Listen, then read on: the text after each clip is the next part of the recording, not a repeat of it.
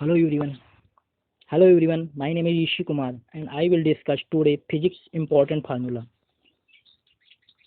जैसा कि आप सभी लोग जानते हैं कि फिजिक्स में फार्मूलों की बहुत वैल्यू है, यानी कि फार्मूले पर हमारी फिजिक्स का आधार है। फिजिक्स फार्मूला, इसके अंतर्गत पहले मैं आपको यूपी बोर्ड का सिलेबस बता दूं। यूपी बोर्ड का एनसीईआरटी का भी सेम सिलेबस है। यह है यूपी बोर्ड का कक्षा 12 का सिलेबस। सिलेबस में क्या है? स्थिर वैद्युत की धारा, विद्युत धारा का चुंबकीय प्रभाव, वैद्युत चुंबकीय प्रेरण, वैद्युत चुंबकीय तरंगे, या खंड का है। खंड का में 35 अंक का। और जो अगला खंड है इसमें है प्रकाशिकी, द्रव और दैत्य प्रकृति, परमाणु तथा नाभिक, इलेक्ट्रॉनिक युक्तियाँ और संचार व्यवस्था प्रणाली, इसमें भी 35 अंक है।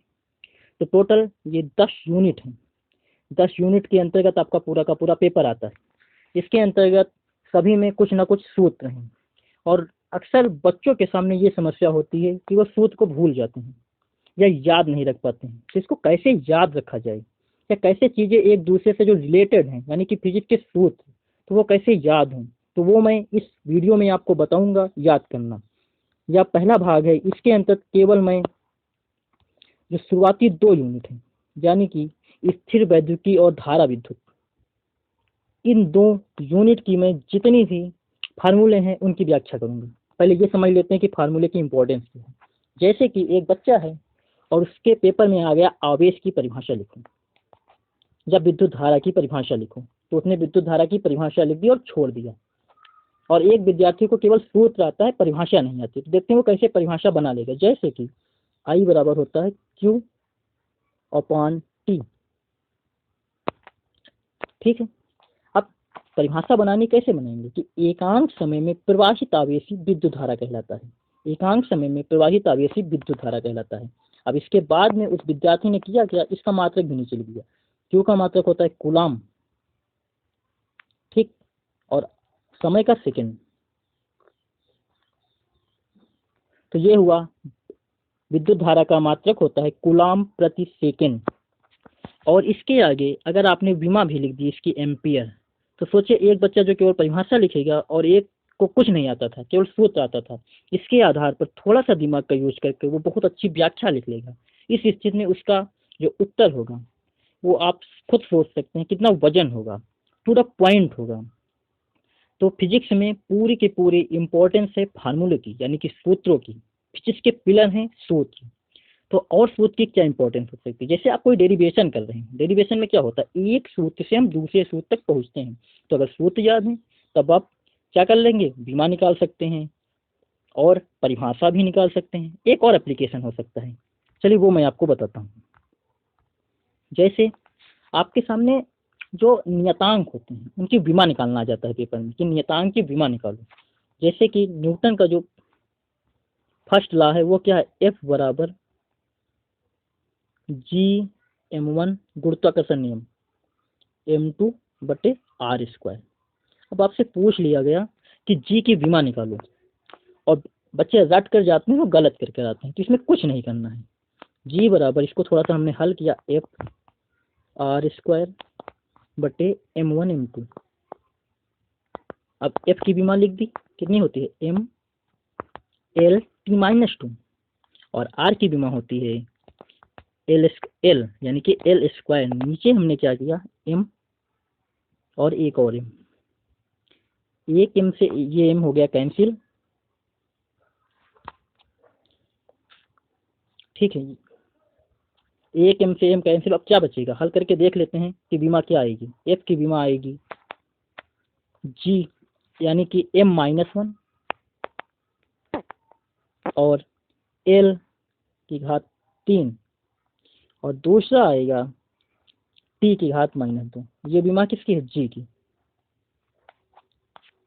कितना आसान है कि अगर आपको सूत्र याद है तो आपको एक प्रकार से पूरी की पूरी फिजिक्स का बेस याद है। तो आइए विलंब न करते हुए, थोड़ा सा मैंने समय इसलिए लिया है ताकि आप समझ सको कि फार्मूले की इंपॉर्टेंस क्या है, कैसे फार्मूले ना केवल आंकिक प्रश्न में बल्कि डेरिवेशन में, विमा निकालने में, और पूरा का पूरा फिजिक्स का कॉन्सेप्ट क्रिएट करते हैं। तो चलिए जो शुरुआती 2 यूनिट हैं हम उसके सभी सूत्र को डिस्कस करते हैं। तो पहला जो हमारा यूनिट है उसके अंतर्गत पहला फार्मूला है एफ बराबर 1/4π/0 Q1 Q2 बटे आर स्क्वायर। क्या है? F बराबर 1/4π/0 Q1 Q2 बटे आर स्क्वायर। ठीक है, याद रखना जितने भी इस चैप्टर के सूत्र हैं उसमें 1/4π/0 जरूर आएगा शुरुआती में। तो याद रखने का तरीका जैसे न्यूटन का होता तो होता F बराबर G(m1m2 बटे आर स्क्वायर), लेकिन ये कूलाम करना है तो नियम है। तो इसके अंतर्गत F बराबर होता है 1/4π/0 Q1 Q2 बटे आर स्क्वायर। समझ में आ गया? 1/4π/0 की वैल्यू होती है 9.0 × 10⁹ न्यूटन मीटर स्क्वायर प्रति कूलाम स्क्वायर। ठीक, जहाँ F0 निर्वात की वैद्युतशीलता है। अब बात करते हैं वैद्युत क्षेत्र की तीव्रता का सूत्र की। देखिए वैद्युत क्षेत्र की तीव्रता कैसे निकालेंगे? एक परीक्षण आवेश है मान लीजिए, ठीक है, Q0, और इसको हम ला रहे हैं अनंत से, अनंत से नहीं, किसी वैद्युत बिंदु पर रखे परीक्षण आवेश पर लगने वाला बल और परीक्षण आवेश के मान की, इसमें भी सूत्र से परिभाषा बननी है। देखिए किसी वैद्युत क्षेत्र में रखे किसी परीक्षण आवेश और उस पर लगने वाले बल और उसी परीक्षण आवेश की जो निष्पत्ति होती है, निष्पत्ति मतलब अनुपात होता है, उसे कहते हैं विद्युत क्षेत्र की तीव्रता। अब यहाँ से एक और सूत्र आप बना सकते हो, F बराबर EQ, इसका भी बहुत रोल है। तो पहला सूत्र हमने सीखा F बराबर 1/4π/0 Q1 Q2 बटे आर स्क्वायर। दूसरा निकल कर आया E बराबर F/Q0। परिभाषा कैसे बनाई कि किसी परीक्षण आवेश पर लगने वाला बल और उसी परीक्षण आवेश के अनुपात को हम वैद्युत क्षेत्र की तीव्रता कहते हैं। F बराबर QE।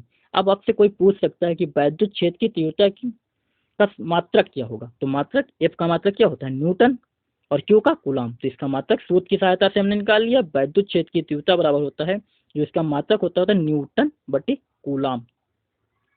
आसान, न्यूटन प्रति कूलाम।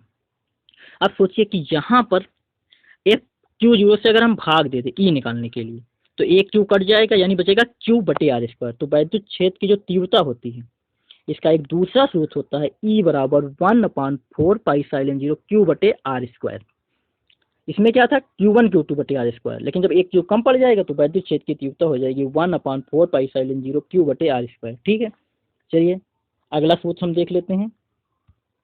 अगला सूत्र है एक समान रूप से आवेशित वलय के कारण वैद्युत क्षेत्र की तीव्रता। ये होती है E बराबर 1/4π/0 QX ब्रैकेट में नीचे a square plus x square की पावर 3/2, जहाँ पर a वलय की त्रिज्या, वलय समझते हैं रिंग, जैसे कि ये एक रिंग, इस प्रकार का कुछ कॉन्सेप्ट हो। ठीक है, अब वैद्युत विभवांतर, इसकी पहले मैं आपको परिभाषा बता देता हूँ। इसकी परिभाषा क्या है? फिर वही बात, कोई परीक्षण आवेश होगा, उसमें हमने क्या करा कि किसी परीक्षण आवेश पर लगने वाले बल के साथ अनुपात निकाला था तो वैद्युत क्षेत्र की तीव्रता आई थी। इसमें विभवांतर है, तो इसमें क्या करेंगे? पहले वैद्युत विभव समझ लेते हैं, विभवांतर बाद में समझेंगे। कि किसी परीक्षण आवेश को अनंत से उस बिंदु तक लाने में किया गया कार्य, यानी अनंत से किसी परीक्षण आवेश को हम लाएं और जो कार्य करना पड़ा उसका अनुपात निकाल लिया परीक्षण आवेश से, तो वही कहलाता है वैद्युत विभव। यानी V बराबर होता है W/Q0। समझ में आया?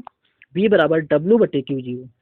विभवांतर होगा तो अनंत से नहीं लाएंगे, एक बिंदु से दूसरे बिंदु तक ले जाने में किए गए कार्य और उस आवेश के अनुपात को वैद्युत विभवांतर कहते हैं।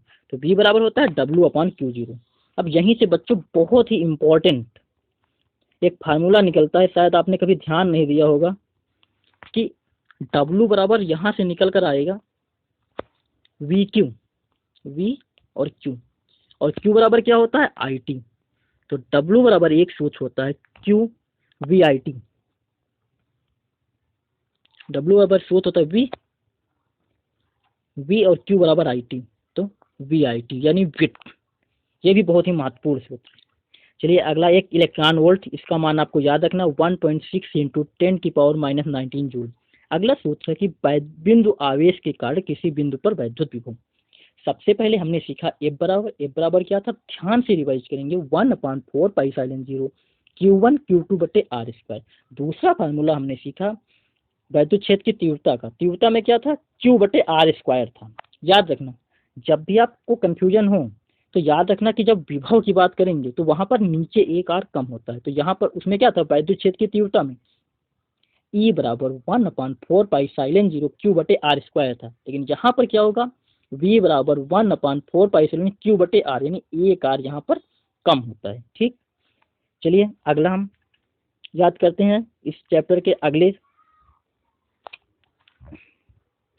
चैप्टर के जो अगला सूत्र है वो है बिंदु आवेशों के समूह के कारण वैद्युत विभव। ये क्या होता है, जितने भी आवेश होंगे सीधा सूत्र है, जो प्लस के हैं उनको प्लस में ले लेंगे, माइनस वाले को माइनस में, फिर ब्रैकेट कॉमन ले लेंगे। तो V बराबर 1/4 जो Q1 प्लस R जो माइनस वाले उनको माइनस में ले लिया गया। ठीक, वैद्युत स्थितिज ऊर्जा ये क्या होती है, आवेशों को अनंत से परस्पर समीप लाकर निकाय की रचना करने में जो कार्य किया जाता है उसे कहते हैं वैद्युत स्थितिज ऊर्जा। अब देखिए आपके सामने चार परिभाषाएं आ गई, उस चारों में कंफ्यूजन नहीं होनी चाहिए। बल तो आपको पता है, F बराबर 1/4 Q1 Q2 बटे R²। इसके बाद मैंने आपको बताया वैद्युत क्षेत्र की तीव्रता, यानी किसी परीक्षण आवेश पर लगने वाला बल और उस परीक्षण आवेश के अनुपात को हमने क्या कहा था, इसको हमने कहा था वैद्युत क्षेत्र की तीव्रता। ठीक, फिर हमने आपको बताया वैद्युत विभव, उसमें हमने क्या बताया, किसी अनंत से किसी बिंदु तक किसी परीक्षण आवेश को लाने में किया गया कार्य और परीक्षण आवेश का अनुपात, उसको हमने क्या कहा, विभव। लेकिन यहाँ पर स्थित ऊर्जा, इसमें किसी से भाग नहीं देना है, अनंत से किसी परीक्षण आवेश को लाने में जो कार्य किया जाएगा वही कहलाएगी स्थित ऊर्जा। U बराबर होता है 1/4 Q1 Q2 बटे R। तो चारों सूत्र में कंफ्यूजन ना हो तो फिर से आपको बता दूं, जो न्यूटन वाला था सब में 1/4 इसमें बच्चे कंफ्यूज बहुत होते। देखो सबसे पहले बल का सूत्र, इसमें क्या है Q1 Q2 बटे R²। दूसरा विद्युत क्षेत्र की तीव्रता, उसमें है Q बटे R²। फिर एक R कम कर देंगे तो विभव का आ जाएगा। V बराबर होता है 1/4 Q बटे R। इसमें क्या होता है Q1 Q2 बटे R होता है बस, यानी कि जो F का होता है उसमें से एक R नीचे कम होता है बस। और E और V में क्या संबंध होता है, जो E V में क्या होता है कि उसमें भी एक R कम हो जाता है। यानी अगर आप बात करोगे E बराबर की, तो इसमें 1/4 जो सब में है Q बटे R² होता है वैद्युत क्षेत्र की तीव्रता में। लेकिन अगर आप विभव की बात करोगे तो Q बटे R होता है। ठीक, सिमिलरली F बराबर क्या होता है, F वाले में क्या होता है Q1 Q2 बटे R², और इसमें से एक कम कर देंगे बल वाले से तो आ जाएगा स्थितिज ऊर्जा। इसमें होता है Q1 Q2 बटे R। आशा करता हूँ आपको समझ में आएगा, एक बार बुक से थोड़ा सा डिटेल करोगे समझ में आ जाएगा, कंफ्यूजन बिल्कुल नहीं होनी चाहिए। चलिए अब अगला हम पढ़ लेते हैं अगला सूत्र, और अगला सूत्र है हमारा वैद्युत द्विध्रुव आघूर्ण। ये होता है P बराबर 2QL। थोड़ा सा इसके बारे में बता दें, द्विध्रुव आघूर्ण क्या है, कोई एक ऐसा सिस्टम यानी कि निकाय, दो आवेश हों और एक दूसरे से कुछ दूरी पर हो, मान लीजिए 2L दूरी पर है और Q इनके बीच आवेश है, तो एक आवेश और उनके बीच की दूरी के गुणनफल को कहते हैं वैद्युत द्विध्रुव आघूर्ण। P बराबर होता है 2QL, आसान, P बराबर 2QL, इसका आगे बहुत यूज होगा। अब अगला हमारा जो सूत्र है वो है एक समान बाह्य वैद्युत क्षेत्र में रखे वैद्युत ध्रुव पर लगने वाले बल युग्म का। ये होता है टो बराबर, इसे टो से टो बराबर PE sin थीटा, टो बराबर PE sin थीटा। अगला हमारा सूत्र है कि एक समान बाह्य वैद्युत क्षेत्र में वैद्युत ध्रुव को घुमाने में किया गया कार्य, ये होता है W बराबर PE 1 माइनस cos थीटा। तो इसके सूत्र के एक बार रिवाइज कर लेते हैं, P बराबर 2QL, इसके हमने पढ़ा टो बराबर PE sin थीटा, W बराबर PE 1 माइनस cos थीटा। और स्थितिज ऊर्जा और कार्य में बच्चों माइनस का अंतर, जहां भी आप स्थितिज ऊर्जा पढ़ोगे और कार्य पढ़ोगे, चाहे गुरुत्वीय क्षेत्र में पढ़ोगे जो कि आपने कक्षा 11 में पढ़ा होगा, माइनस का अंतर होता है।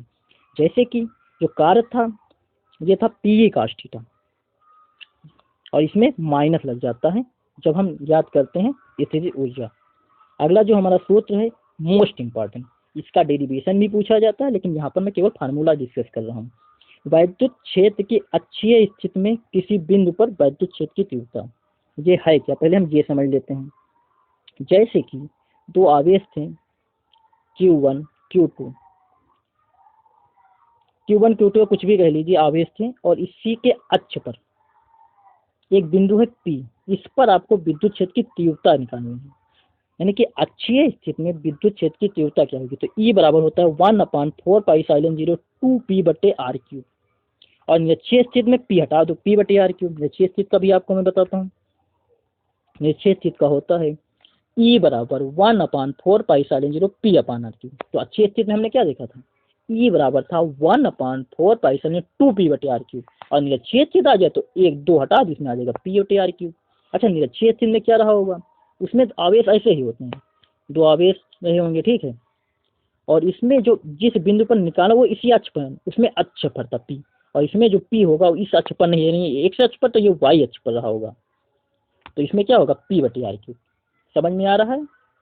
चलिए देखिए, वक्त ज़्यादा लग रहा है क्योंकि मैं सूत्रों की व्याख्या कर रहा हूँ, और यह वीडियो के द्वारा आपको सभी सूत्रों का शानदार तरीके से और जल्दी जल्दी रिवीजन हो जाएगा। आपको पहली बार में कठिन लग रहा है, लेकिन बाद में आप जब मेरा वीडियो देखोगे थोड़ा सा पढ़कर, तो आपको एकदम ये हलवा लगने लगेगा, ठीक है। तो पहले हमने सीखा कि वैद्युत द्विध्रुव के कारण हमने क्या निकालना सीखा था, वैद्युत क्षेत्र की तीव्रता। एक हमने कहा अक्षीय स्थिति, उसमें निकला 2P बटे आर क्यूब, फिर निकाला निरक्षीय स्थिति का, निकला P बटे आर क्यूब। और याद रखना, जो नॉर्मली E का सूत्र होता है 1/4 बटे आर स्क्वायर होता था, लेकिन अगर ऊपर P आ जाएगा तो नीचे आर क्यूब हो जाएगा, ठीक। अब आएंगे विभव। विभव में क्या होता है, अगर विभव निकालना हो अच्छी स्थिति में, फिर वही चीज़ है, अच्छी स्थिति में मतलब उसी अक्ष पर रहा होगा, तो B बराबर होता है 1/4 से, ये तो सब में कॉमन है, P बटे आर स्क्वायर।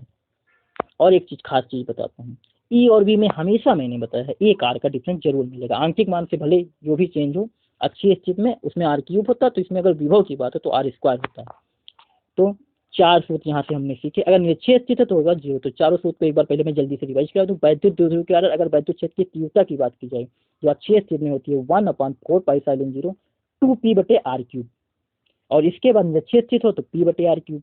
अगर विभव की बात की जाए तो P अपान आर स्क्वायर, और दूसरे में 0। फिर अगर दो वैद्युत द्विध्रुव हो, इनके बीच का बल का सूत्र होता है ये, F बराबर -1/4 6P1 P2 बटे आर स्क्वायर। ये चैप्टर समाप्त होता है। अब हम अगला चैप्टर डिस्कस करेंगे जो कि है गॉस की प्रमेय से संबंधित सूत्र है। तो सबसे पहले आपको मैं बताता हूँ वैद्युत फ्लक्स। वैद्युत फ्लक्स का सूत्र होता है Q बराबर EA cos थीटा। Q बराबर EA cos थीटा। फिर गॉस की प्रमेय और सूत्र, जो सूत्र इसका होता है कि किसी बंद पृष्ठ से गुजरने वाला वैद्युत फ्लक्स उस पृष्ठ द्वारा परिबद्ध कुल आवेश का 1/साइलेंट 0 Q बराबर होता फ्लक्स के बराबर होता है Q/F0। अब हम बात करेंगे एक समान रूप से आवेशित गोलीय कोश के कारण वैद्युत क्षेत्र की तीव्रता। हालांकि इसका कुछ विशेष मतलब नहीं है, मैं आपको अगला सूत्र से परिचय कराता हूँ। क्योंकि अगला सूत्र है एक समान आवेशित गोलीय कोश के कारण वैद्युत विभव। पहला होता है 1Q बटे आर, सब में यही चीज है 1/4 Q बटे आर। अंतर किसका है कि जब बाह्य बिंदु पर है तो इस आर जो होगा ये होगा गोलीय कोश के बाहर की वैल्यू निकालेंगे। पृष्ठ पर होगा तो आर बराबर हो जाएगा गोलीय कोश की त्रिज्या, ठीक। अब हम याद करेंगे एक समान आवेशित अचालक, उसमें क्या था चालक, इसमें अचालक, अचालक गोलकाय वैद्युत क्षेत्र की तीव्रता ये थी E बराबर 1/4 Q बटे आर स्क्वायर। ये सूत्र आप सबसे पहले भी पढ़ चुके हैं। चलिए अगले सूत्र पर चर्चा कर लेते हैं। अगला सूत्र है एक समान आवेशित अचालक गोलेकार वैद्युत विभव। फिर वही सूत्र B बराबर 1/4 Q बटे आर। E होता तो Q बटे आर स्क्वायर हो जाता। फिर वही चीज अगर पृष्ठ पर है तो R बराबर कैपिटल R हो जाएगा, वो होगी गोले की त्रिज्या। उसमें क्या होगा गोले के केंद्र से वैद्युत विभव ज्ञात किए जाने वाले बिंदु की दूरी। अब एक मोस्ट इंपॉर्टेंट फार्मूला इस चैप्टर का रहेगा, वो है अनंत लंबाई के एक समान आवेशित तार के कारण वैद्युत क्षेत्र की तीव्रता। ये होता है E बराबर λ/2 साइलेंट 0 R और R कैप। तो ये भी आप याद कर लेंगे। चलिए अगला सूत्र हम देख लेते हैं। ये स्लाइड तो हो चुकी थी। हाँ, दो चीज़ें बच्चों और आती है इसमें। चलिए इसका मैं ये थोड़ा उल्टा पेज लग गया है, लेकिन कोई बात नहीं, मैं आपको समझा देता हूँ। एक होता है अनंत विस्तार की समतल आवेशित अचालक प्लेट के समीप वैद्युत क्षेत्र की तीव्रता। ये होती है σ/2 साइलेंट 0, और आवेशित चालक अगर बाहर निकालेंगे तो सिग्मा बटे एप्सिलॉन। ये दोनों मोस्ट इंपॉर्टेंट फार्मूला है। अगर क्या है, अगर अनंत विस्तार की समतल आवेशित अचालक प्लेट के समीप होगा तो σ/2 में। अगर आवेशित चालक है उसमें क्या था अचालक प्लेट के समीप, तो एक में होता है σ/2 साइलेंट 0 और दूसरे में होता है σ/ε0। अच्छा, ये सिग्मा क्या है? आपको ये सिग्मा नया लग रहा होगा, ये क्या है? देखिए, विद्युत धारा के मार्ग में जो रुकावट डालता है उसे प्रतिरोध कहते हैं, और जो सहायता करता है उसे चालकता कहते हैं। इसी प्रकार विशिष्ट प्रतिरोध होता है। तो प्रतिरोध का व्युत्क्रम चालकता कहलाता है और विशिष्ट प्रतिरोध का व्युत्क्रम विशिष्ट चालकता कहलाता है। तो ये क्या है? विशिष्ट चालकता है। चलिए अगले सूत्र की ओर हम बढ़ लेते हैं। अगला जो हमारा चैप्टर है वैद्युत धारिता, तो ये होता है C बराबर Q बटे U। पहला सूत्र होता है C बराबर Q बटे U, यानी इसको कैपेसिटेंस बोलते हैं। वैद्युत धारिता जो होती है ये आवेश और विभवांतर के अनुपात के बराबर होती है, इसे C से प्रदर्शित करते हैं। फिर एक इसका अगला सूत्र है विलगित गोलीय चालक की धारिता, तो C बराबर होता है 4 पाई साइलेंट 0 E। फिर अगर स्थितिज ऊर्जा की बात की जाए तो होती है U बराबर हाफ QV, U बराबर हाफ QV। और फिर Q बराबर यहाँ से क्या निकलेगा? C बराबर Q बटे V, C बराबर निकलेगा Q बटे V। तो Q बराबर यहाँ से हल आ जाएगा VC, Q और VC यहाँ पर रखेंगे तो हो जाएगा हाफ CB स्क्वायर। ये सबसे ज़्यादा यही काम आता है, हाफ CB स्क्वायर और एक होता है हाफ QV। ठीक है, और इन्हीं दोनों को इंटरचेंज करके ये तीनों सूत्र बनाए जाते हैं। चलिए अगले सूत्र पर हम बात कर लेते हैं। अगला सूत्र है समांतर प्लेट संधारित्र की धारिता, ये होती है C बराबर K एप्सिलॉन 0 A बटे D। अगर समांतर प्लेट संधारित्र की धारिता थी और इसमें अगर उसके बीच एक परावैद्युतांक रख दिया जाए तो फार्मूला क्या बदल जाएगा? E0A Sai epsilon 0 A upon D minus T plus T बटे T। ठीक है, चलिए हम अगले फार्मूले की बात कर लेते हैं। मैं थोड़ा जल्दी कर रहा हूँ क्योंकि ताकि वीडियो ज़्यादा लंबा ना हो और आपको कम से कम 2 यूनिट के सारे सूत्र एकत्रित मिल जाएं, तो ज़्यादा परेशान मत होइएगा। थोड़ा सा मैं तेज भी इसलिए बोल रहा हूँ, जहाँ पर आपको समस्या होगी आप बताइएगा, जो अगला वीडियो आएगा वो स्पीड के कम स्पीड या जैसा आप बोलोगे वैसा आएगा। ठीक है, क्योंकि ये मैं समझ रहा हूँ ये आपका रिवीजन है, एक प्रकार से आपको कॉन्सेप्ट भी बता रहा हूँ और सारी चीज़ें बहुत जल्दी कवर करना, ताकि आपका अगर आप रिवीजन करना चाहे परीक्षा से पहले तो तुरंत आपका रिवीजन हो जाए, क्विक रिवीजन विथ कॉन्सेप्ट। देखिए वैद्युत धारा आप जानते हैं I बराबर Q बटे T। फिर एक नया चीज आ जाता है धारा घनत्व, J बराबर होता है I बटे, यानी कि वैद्युत धारा और जो अनुप्रस्थ क्षेत्रफल होगा इसका अनुपात होता है धारा घनत्व। फिर फैराडे के नियम, इससे जो पहला नियम होता है कि मान लीजिए एक वैद्युत अपघट हो, उस पर अगर कोई इलेक्ट्रोड हो तो उस पर जो मुक्त होने वाला पदार्थ होता है वो आवेश के अनुक्रमानुपाती होता है, यानी कि M अनुक्रमानुपाती होगा Q की। फिर अनुक्रमाती का चिन्ह हटाएंगे, Z आ जाएगा, Q बराबर IT हो तो M बराबर जिट। आसान। दूसरा नियम फैराडे का क्या कहता है? हाँ, कैपेसिटेंस में एक चीज छूट गई थी, वो भी मैं आपको बच्चों बता दूं। देखिए संधारित्रों का संयोजन, ये चीज छूट गई थी। और एक ये भी सूत्र छूट गया था गोलीय संधारित्र की धारिता, ये होती है C बराबर 4 पाई साइलेंट 0 K AB अपान B माइनस। हाँ, संधारित्रों का संयोजन और प्रतिरोध का संयोजन दोनों एक दूसरे के विपरीत होते हैं। कहने का मतलब ये, अगर श्रेणी क्रम संयोजन हो प्रतिरोध का तो R बराबर क्या होता है? R1 plus R2 plus R3। लेकिन इसमें उल्टा, वैद्युत प्रतिरोध में जो सूत्र समांतर की तरह होता है वहां पर ये श्रेणी में यूज होगा, तो उसमें समांतर क्रम में 1 अपान R करके होता था ये, लेकिन ये संधारित्र है तो इसमें श्रेणी क्रम का पूछा जाए तो 1 अपान C बराबर 1 अपान C1 प्लस 1 अपान C2 प्लस C3।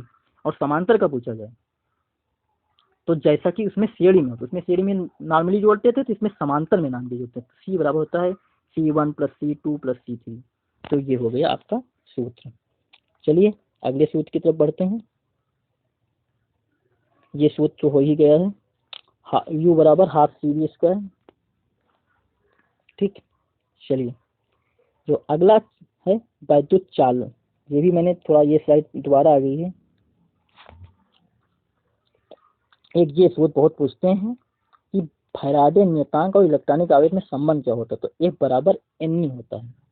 फिर मुक्त इलेक्ट्रॉनों के अनुगमन वेग तथा वैद्युत धारा में संबंध क्या, तो I बराबर NEAVD। सूत्र क्या है? I बराबर NEAVD। फिर अनुगमन वेग और धारा घनत्व, धारा घनत्व मैंने क्या बताया था अभी कि J बराबर होता है I अपान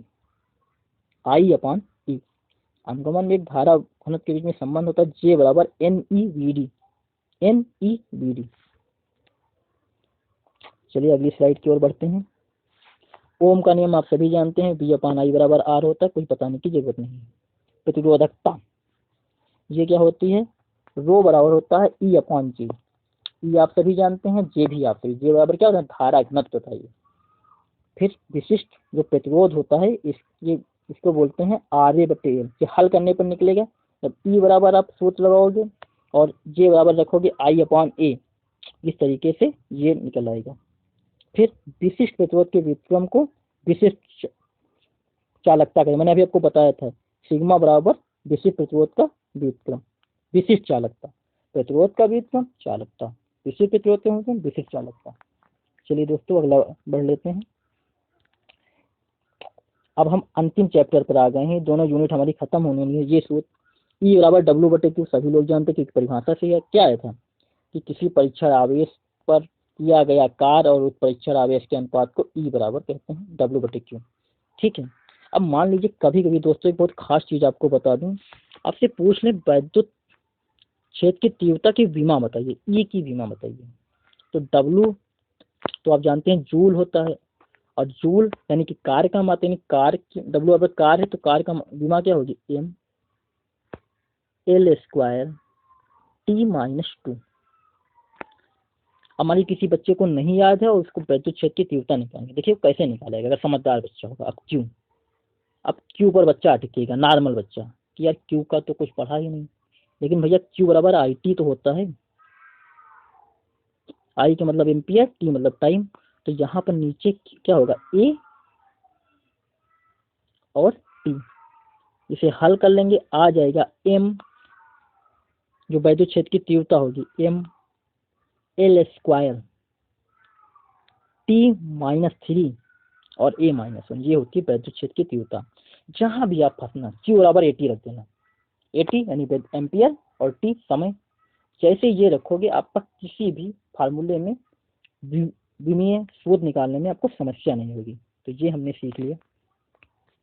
चलिए अगला सूत्र, किरचॉफ के इसमें दो नियम पूछे जाते हैं, एक होता है किसी वैद्युत परिपथ में किसी भी स्थान पर मिलने वाली समस्त धाराओं का बीजगणितीय योग यानी सिग्मा I बराबर 0, यानी कि कुछ धाराएं हों और एक ही बिंदु पर आ रही हों, तो इस बिंदु पर जो सभी धाराएं होंगी इनका योग होगा 0, सिग्मा I बराबर 0। दूसरा नियम होता है कि कोई किसी बंद पास के जो कोई खंड हो, इसमें बहने वाली धारा और प्रतिरोध का गुणनफल का योग विद्युत वाहक बल के बीजगणितीय योग के बराबर होता है, ये द्वितीय नियम है। हालांकि मैं आपको सूत्र कवर कर रहा हूँ, लेकिन थोड़ा सा ये भी जान लो। प्रतिरोध जानते हैं श्रेणी क्रम में क्या हो, R बराबर R1 R2 R3, लेकिन अगर संधारित्र हो तो क्या होगा श्रेणी क्रम में, तब 1/C वाला फार्मूला लगेगा, यानी संधारित्र और प्रतिरोध एक दूसरे के बीच में, अगर संधारित्र में यही चीज होती तो हम ऐसे लगाते हैं, समझ रहे हैं। चलिए अगली स्लाइड डिस्कस कर लेते हैं। एक ये सूत्र बहुत इंपॉर्टेंट है, I बराबर NE/R+NR। ठीक है, तो इस वीडियो में मैंने लगभग आपके जो शुरुआती 2 यूनिट थी इसके सभी सूत्र डिस्कस किए। एक बार क्विक रिवीजन ले लेते हैं, जो मैंने आपको सार बताया क्या याद रखना है। F बराबर 1 जो F बराबर होता है 1/4πε0 Q1Q2/R²। दूसरा मैंने बताया अगर तीव्रता आ जाए तो 1 कम होगा Q/R², V आ जाए तो Q/R, यानी E से 1 कम होता है, F से 1 कम होगा तो बनेगा स्थिर ऊर्जा, यानी Q1Q2/R हो तब होगा U हो जाएगा। अगर आपसे वैद्युत क्षेत्र की तीव्रता पूछी जाए तो Q/R² होती है, V हो जाए तो उसमें Q/R हो जाता है, तो सब में कंफ्यूजन नहीं होनी चाहिए। सबसे पहले क्या है, बल में Q1Q2/R², मैं कई बार रिपीट कर रहा हूँ इस कॉन्सेप्ट को। अगर स्थितिज ऊर्जा पूछी जाए तो Q1Q2/R, E पूछा जाए तो Q/R², और V हो तो एक और कम कर दो, क्या हो जाएगा V Q/R। अगर तीव्रता हो Q/R², V हो तो Q/R। ये आसान सा कॉन्सेप्ट है। तो देखिए एक मोटिवेशनल क्वेट जान लो, शिक्षित बनो। ये भीमराव अंबेडकर साहब का जन्मदिन था 14 अप्रैल को, 14 अप्रैल का, तो इन्होंने कहा था जिसे अपने दुखों से मुक्ति चाहिए उसे लड़ना होगा, और जिसे लड़ना होगा उसे पहले पढ़ना होगा, क्योंकि ज्ञान के बिना लड़ने गए तो हार निश्चित है। तो वास्तव में अगर आपको पढ़ना है, और पढ़ने का उद्देश्य केवल यही नहीं है केवल आप यही सब चीज करें, आप अपने ज्ञान में वृद्धि करें, एक अच्छे इंसान बने, बेहतर इंसान बने, ताकि आप चीजों को समझ सके, कि ऐसा ना हो कि कोई आपको बेवकूफ बना दे। यहाँ पर आप जब अवेयरनेस ज़्यादा नहीं होती तो लोग गलत फायदा उठा लेते हैं, और किसी भी टीचर को कमज़ोर ना समझो। ये नहीं, कई बच्चे होते हैं क्या करते हैं, इस टीचर की बुराई उस टीचर के पास, उस टीचर की बुराई, ये सब मत कीजिए। प्रत्येक शिक्षक अच्छा है, कोई ज़्यादा है, किसी ने आपसे पहले पढ़ा है तो किसी ने आपसे बाद में पढ़ा है, किसी को ज़्यादा आता है, किसी को कुछ आता है, लेकिन टीचर सब है, उसमें ज़मीन आसमान का फ़र्क नहीं है, थोड़ा सा केवल माइन्यूट सा डिफरेंस होता है। तो आप, आशा करता हूँ ये सब आपको समझ में आएगा। ये मैंने क्विक रिवीजन के तरीके से मैंने जल्दी जल्दी चीज़ों को डिस्कस किया है। अगर आप लोग कहोगे तो जो अगला वीडियो मैं लाऊंगा जिसमें मैं बात की जो का जो सिलेबस था, इसके जो अन्य 3 यूनिट है उसको, अगर वीडियो लंबा होने की दिक्कत ना हो तो आप बताओ, एकदम आराम से मैं इस तीनों के सूत्र डिस्कस कर दूंगा, अगर आप कमेंट करोगे तो। इसके अलावा अगर आप कहोगे इसी स्पीड में आपको फास्ट ट्रैक रिवीजन चाहिए ताकि आप परीक्षा से पहले तुरंत रिवीजन लेकर परीक्षा में लिख सकें, तब भी आप बता देना, तब मैं क्या करूँगा इसी तरीके से। बहुत स्पीड मैंने नहीं रखी है, पढ़ने वालों को सब समझ में आएगा। थोड़ा सा आप ध्यान देंगे, सारी चीज़ें एकदम स्पष्ट हो जाएंगी, तो मैं अगला वीडियो बना दूंगा। ठीक है, हैव ए नाइस डे।